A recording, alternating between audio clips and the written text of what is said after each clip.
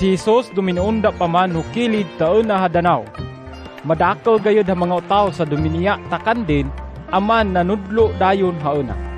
So tagipanaw si Jesus naaha din sa tagpinuo hatag panukot hubuhis hatag ngaranan kilivi sa bata Alpeo. Inikagian din hauna, Dumuma ka kanak.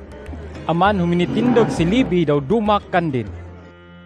So tagkaan si Jesus diya tabalay Levi, madakol ha mga manunukot hubuhis daw mga masinupakon, sa nakigsalo kan din, daw humanga tinunan din, ta madakol sa namanlupog kan din.